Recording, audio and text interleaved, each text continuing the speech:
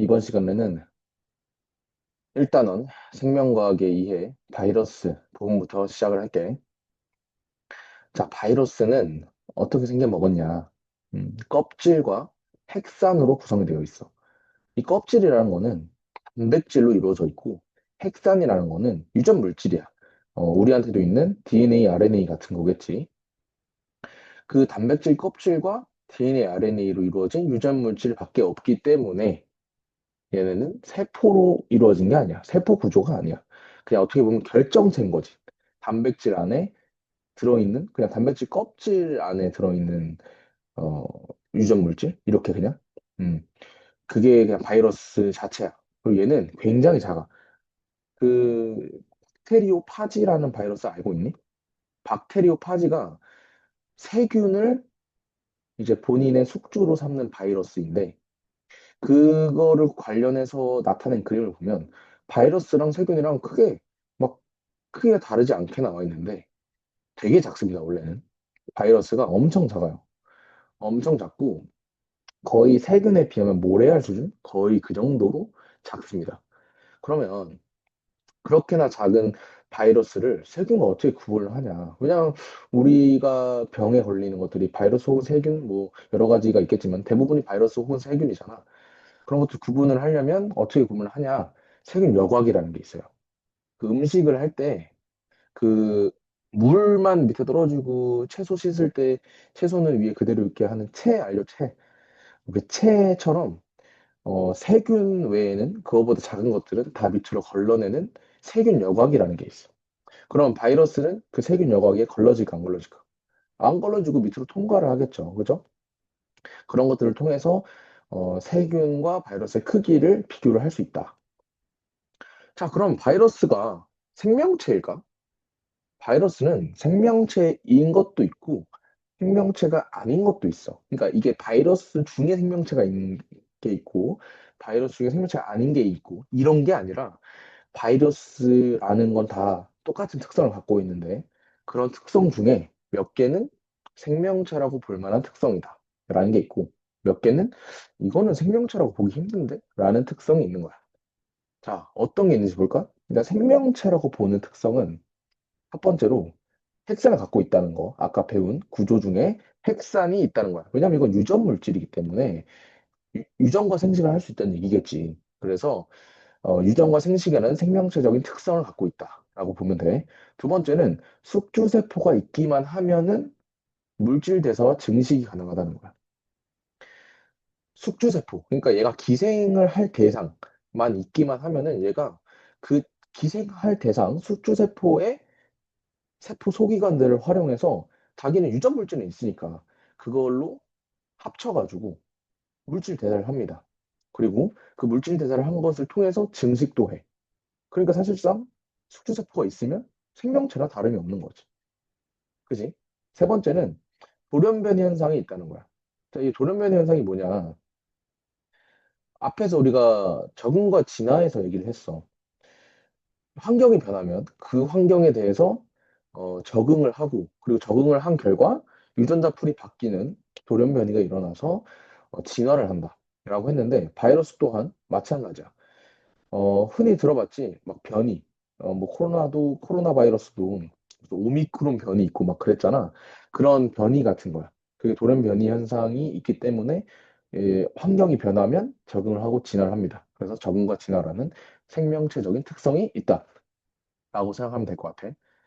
자, 그럼 생명체가 아닌 것 같은데? 라는 특성은 뭐가 있냐면, 일단 얘는 세포가 아니야. 아까 말했듯이 구조가 세포 구조가 아니에요. 단백질 껍질과 그냥 핵산 딸랑 있는 게 어떻게 세포 구조야? 세포는 뭐가 있었지? 세포 소개관도 있고, 뭐 그 중에는 핵도 있고, 미토콘드리아 뭐 여러 개 가지가 있잖아. 소포체, 골지체 이런 것들이 있는데 얘는 그런 게 전혀 없어. 뭐 세포막도 없어. 그냥 껍질이야, 껍질. 단백질 껍질과 핵산. 그러니까 세포 구조가 아니기 때문에 세포로 구성되어 있지 않다. 그런 특징은 없다. 두 번째는 숙주세포가 있으면 아까 물질 대사랑 증식할 수 있다 했는데 반대로 그럼 숙주세포가 없으면 아무것도 못한다는 소리겠지. 숙주세포가 없으면 물질 대사도 못하고 증식도 못해. 그것이 이제 생명체의 특성이라고 볼 수 없는 부분들인 거야.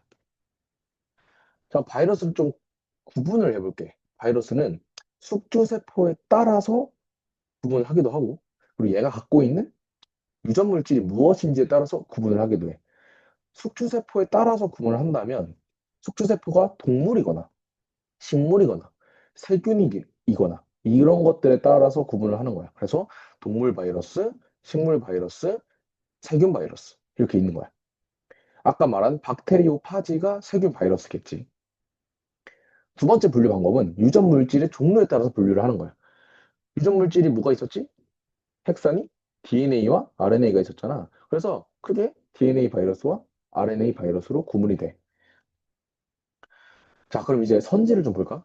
첫 번째 선지는 바이러스에게 영양 배지가 주어진다면 증식과 물질 대사가 가능할까? 라는 선지야. 한번 생각해 볼래?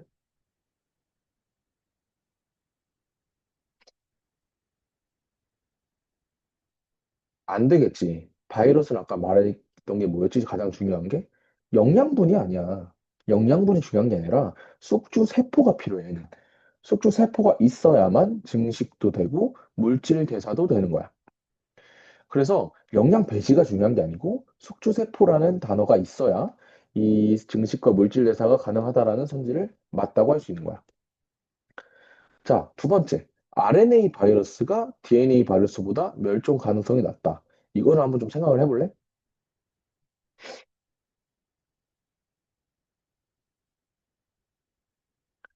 자, RNA 바이러스와 DNA 바이러스의 차이는 뭐겠어? 당연히 유전 물질이겠지.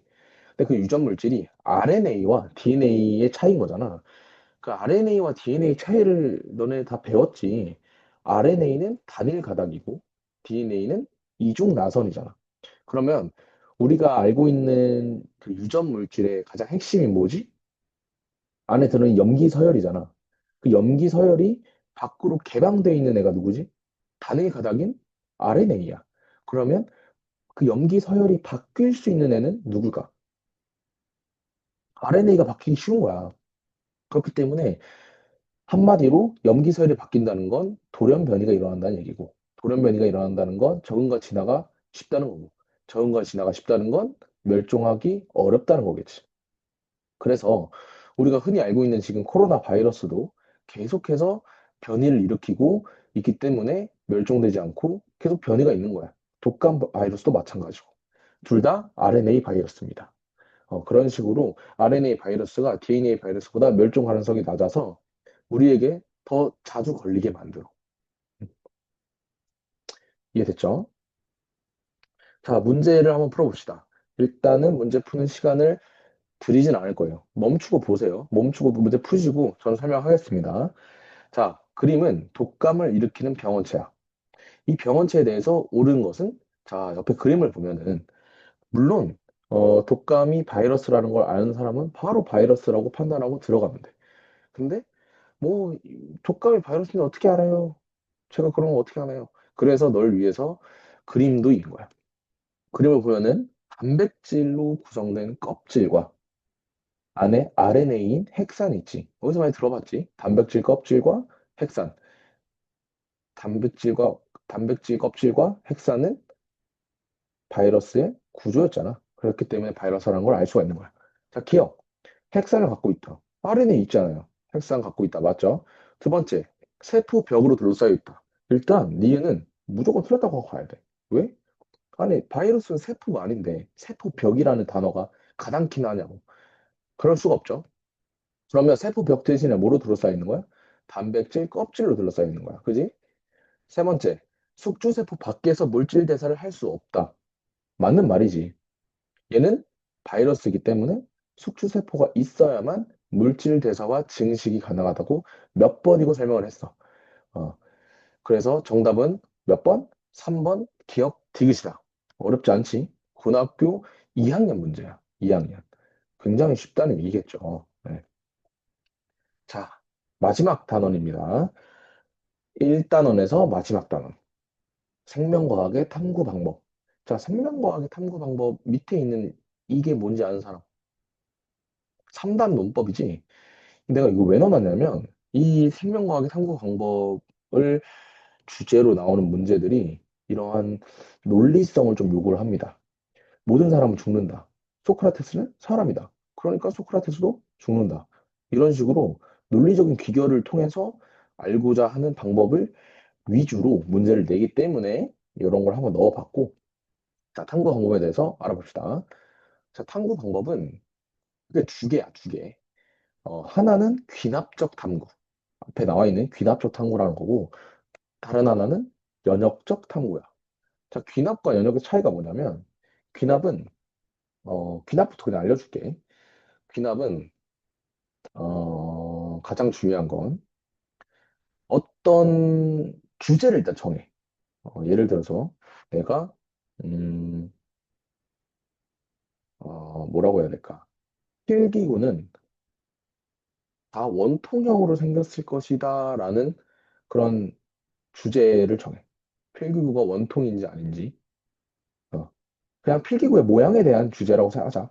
어, 앞에서 내가 말한 필기구는 원통으로 생겼을 것이라는 가설에 해당하는 거니까 좀 맞지 않고 필기구의 모양에 대해서 우리가 좀 찾아본다고 생각을 하자. 그래서 필기구를 다 봐. 볼펜을 보니까 좀 원통형이야. 근데 내가 갖고 있는 지우개도 보니까 원통형이네. 그리고 딱풀도 보니까 원통형이야. 어, 그러면 필기구들의 모양이 다 원통형이네. 아, 그럼 필기구는 원통형이겠다. 라고 얘기하는 것과 같아. 그게 귀납적 탐구야. 얼탱이가 없죠. 얼탱이가 없어요. 사실 되게 고전적인 방법이라고 생각하면 돼. 옛날에 이제 그런 논리나 이런 것들이 발전하지 못하고 좀 원시적인 탐구 방법이라고 생각하면 되겠지. 그래서 이 귀납적 탐구에서 중요한 것은 어떤 주제에 대해서 현상들을 가지고 사례를 막 봐. 그 사례들을 가지고 그 사례를 쭉 나열해 봤을 때 규칙을 찾아. 얘는 다 이렇게 생겼네. 뭐, 혹은 얘는 다 이런 특성을 갖고 있네. 그럼 그 규칙을 가지고 결론을 내려버려, 그냥. 아, 얘네들은 다 이럴 거야. 하면서 결론을 내려. 그러니까 사실 100% 맞기는 힘들겠지. 발레가 무조건 존재를 할 가능성도 크고, 그렇지만 발레를 보기 전까지는 그게 옳다고 생각할 거 아니야. 그래서, 그런 부분에 대해서 좀 한계가 있다고 생각해도 돼. 그래서 지금 여기 보면은 예시가 하나가 있는데, 예시는 다윈의 갈라파고스 군도에 사는 핀치의 부리 모양에 대한 귀납적 탐구 방법이야. 일단 자연상을 봐. 핀치가 부리 모양이 다 다르네. 오케이, 부리 모양 한번 보자. 그래서 다 봐, 사례들을. 보니까 서로 다른데, 이쪽 지역에 사는 애들과 이쪽 지역에서 사는 애들이 먹는 것과 이런 것들이 공통적인 애들은 이렇게 생겼고, 저쪽 지역에서는 이런 것들을 먹고 그런 애들은 이렇게 생겼네, 부리 모양이. 그래서 뭐 사는 데랑 먹는 거에 따라서 부리 모양이 달라지는구나 하고 그냥 결론을 내린 거야. 근데 이게 사실 아까 말했던 대로 이쪽 지역에 사는데 저쪽 부리 모양이 있을 수도 있는 거잖아. 그러니까 뭐 이주에서 날라왔던 어쨌든 발레가 있을 수 있잖아. 그렇기 때문에 한계가 있다. 그래서 시험에 자주 나오는 게 연역적 탐구입니다. 연역적 탐구. 물론 귀납적 탐구가 시험에 안 나온다는 얘기는 아니야. 안 나온다는 얘기는 아닌데 시험에 내기 조금 더 용이한 게 연역적 탐구라는 거지. 조금 더 논리적이니까. 수능 시험은 논리성을 보는 시험이잖아. 그래서 연역적 탐구가 조금 더 시험에 잘 나온다. 그래서 얘는 어떻게 하는 거냐면 일단 뭔가 그럴 것 같은 걸 먼저 설정해. 아까 내가 한 것처럼 어, 필기구는 다 원통형일 것이다. 라는 그냥 일단 답을 정해 놓는 거야. 그리고 그게 맞는지를 보는 거지. 어떻게 보냐면 필기구가 원통형인지 비교를 해야 돼. 어, 뭐 이거는 좀 적절한 예시가 될 수는 없을 것 같고 새로운 예시를 하나 들면은 어, 허랑나비가 일반 무늬나비보다 덜 공격받을 것이다. 뭐 이런 예시가 있어. 무늬가 있으니까 뭐 얘가 좀 더 무섭게 생겼으니까 덜 공격받지 않을까? 라는 그냥 그런 생각을 하고 결론을 일단 내려. 그러면 호랑나비와 일반 나비를 구분을 지어야 되잖아. 비교를 해야 되잖아. 그래서 일반 나비와 호랑나비를 똑같은 조건에 두고 똑같은 수의 적을 두고 그런 천적들 있잖아. 두고 실험을 해. 같은 환경에서. 그러면 누가 더 많이 받았을 것 같아? 뭐 내가 사고 실험이니까 이건 호랑나비가 덜 공격을 받았다고 치자. 그러면 가설이랑 맞잖아. 부합을 하잖아요. 그러면 내가 실험해 보니까 맞네. 오케이. 너 확인하고 그렇게 결론을 도출합니다. 자, 그 과정에서 호랑나비와 그냥 나비를 비교한 건 대조 실험이라고 해. 대조 실험. 가설을 이제 검증하기 위해서 내가 생각했던 거와 반대인 것을 비교를 하는 거지. 자, 그래서 이것들을 좀 명확하게 알기 위해서는 변인이라는 게 뭔지를 좀 알아야 돼. 자, 변인이라는 건 일단 말 그대로 변인은 탐구와 관련된 다양한 요인을 얘기해. 그냥 탐구에 대한 어떤 요인들은 다 변인이야.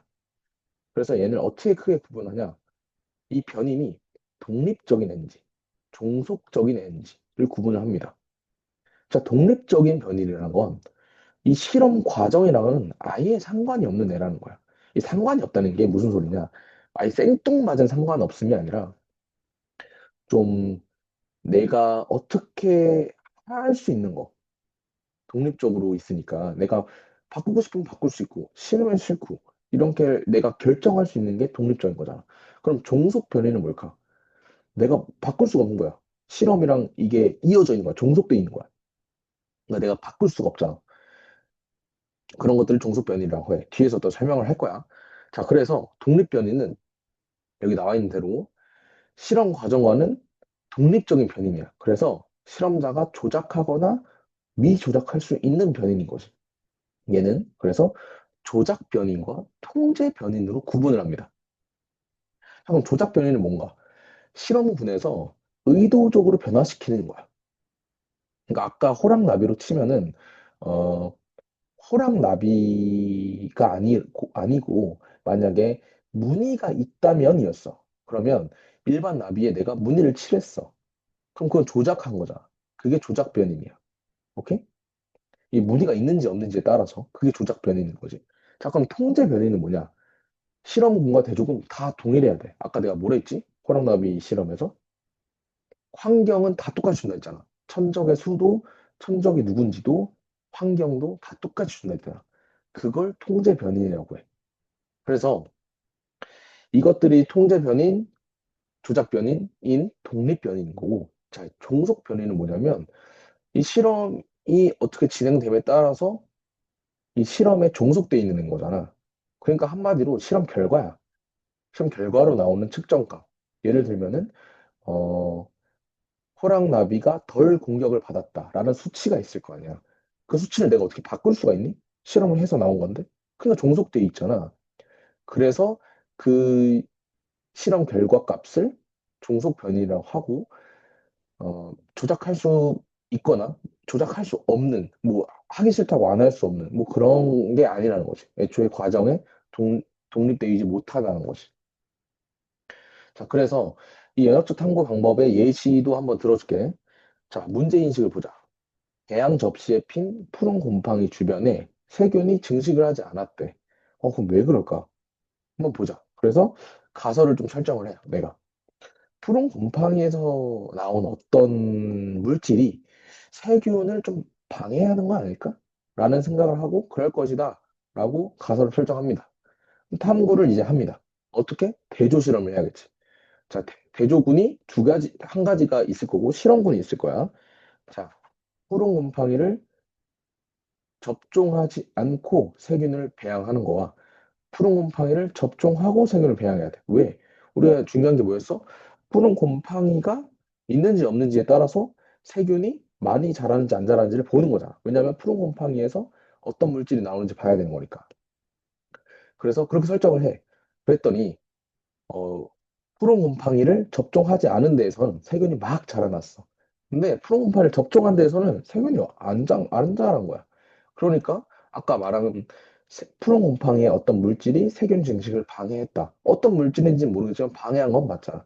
그렇기 때문에 가설이랑 합치가 되기 때문에 그렇게 결론을 도출한다. 이게 연역적 탐구 방법이다. 그래서 문제를 한번 봅시다.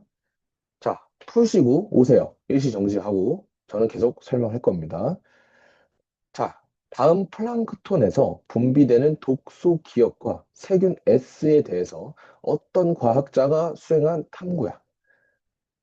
가, S의 밀도가 세균의 밀도가 낮은 호수에서보다 높은 호수에서 독소의 농도가 낮았대.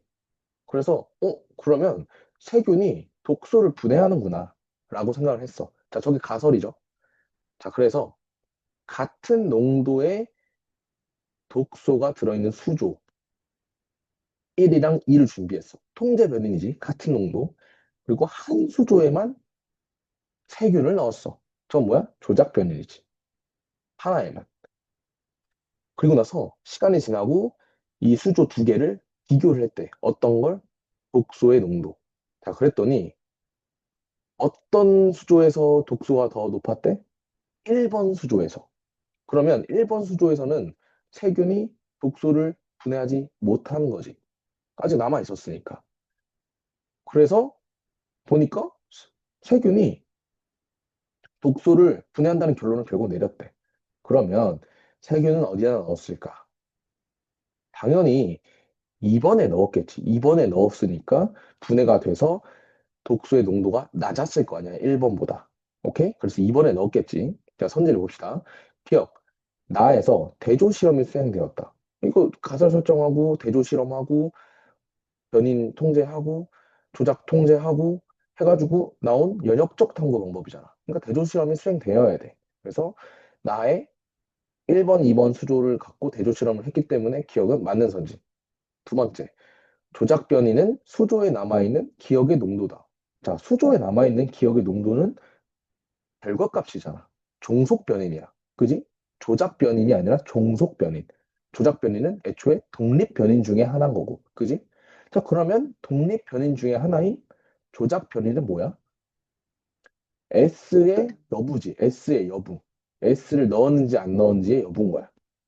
이해됐죠? 네. 그래서 니은은 틀린 보기. 디귿.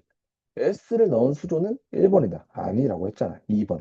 2번에 넣었다고 했지. 그래서 정답은 뭐다? 기억 하나만 맞았다. 오케이? 자, 요렇게 1단원이 마무리가 됐습니다. 1단원 뭐 별거 없죠. 근데 별거 없는데 상당히 애들이 무시하는 단원이기도 하고 까딱하면 실수하는 단원이기도 하고 하기 때문에 지금 초반에 간단한 거기 때문에 딱 공부해서 제대로 알고 나면 그다음부터는 실수하지도 않습니다. 하고 싶어도 못해. 그만큼 쉽지만 개별적으로 사람들이 실수하는 부분도 있기 때문에 잘 공부를 하시고 질문이 있거나 하시면 여기 보이시는 QR코드로 저에게 남겨주시면 질문을 다 답변해 드리겠습니다. 그렇다고 막 무슨 뭐 쌍욕을 하거나 비하 발언 뭐 그런 욕설은 안 됩니다. 어, 다른 질문들도 환영입니다. 뭐 공부에 관련된 질문들은 다 받아드릴 테니까 어, 편하게 질문해 주시고 다음 시간에는 2단원 물질 대사 단원으로 돌아오겠습니다. 네, 고생 많이 하셨고 다음 주에 뵙겠습니다.